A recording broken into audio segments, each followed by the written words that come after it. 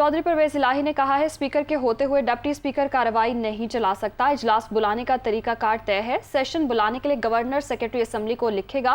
उन्होंने पहले गलत इलेक्शन कराया, आज दूसरा बदनुमा दाग अपने माथे पर लगाया। जबकि राजा बशारत का कहना था हुकूमत को गैर आईनी इक़दाम नहीं उठाने देंगे। सिब्तैन खान और मियां असलम इकबाल ने कहा कि किसी और इमारत में इजलास बुलाया नहीं जा सकता। वो मीडिया से गुफ्तगू कर रहे थे।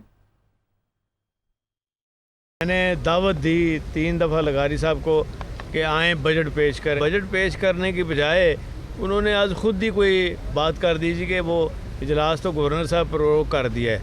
अगर गवर्नर साहब प्रोरोग करते हैं इजलास तो सबसे पहले इंफॉर्मेशन आती है सेक्रेटरी असम्बली को, वो गज़ट नोटिफिकेशन जारी करते हैं। और अगर इजलास बुलाना है तो वो भी गवर्नर सेक्रेटरी असम्बली को लिखेगा कि इजलास आप बुला लें और उसकी तशहीर भी कर दें, और बुलाने का भी वो एक तरीका है। और स्पीकर के होते डिप्टी स्पीकर नहीं प्रिजाइड कर सकता, ये कानून है। ये तारीख के एक बड़ा बदनुमा दाग, पहले इन्होंने गलत इलेक्शन करा किया और अब ये दूसरा बदनुमा दाग जो है ये इन्होंने अपने माथे का हिस्सा बनाया। इस तरह के गैर कानूनी हथकंडे जो हैं वो किसी सूरत हम उनको चलने नहीं देंगे।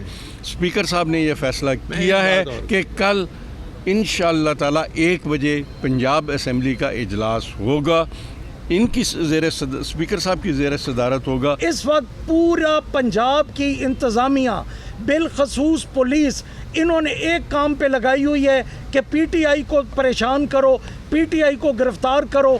इन हालात में इन वाक़यात के साथ हमेशा जो हक़ है वो उभर कर सामने आता है, और अल्लाह के हुक्म से इस मौके पे भी इंशाअल्लाह इनको डिफीट होगा। असम्बली का प्रेमिसेस छोड़कर गैर आईनी तौर पर किसी हॉल के अंदर जाके बजट पेश करना ये हो ही नहीं सकता।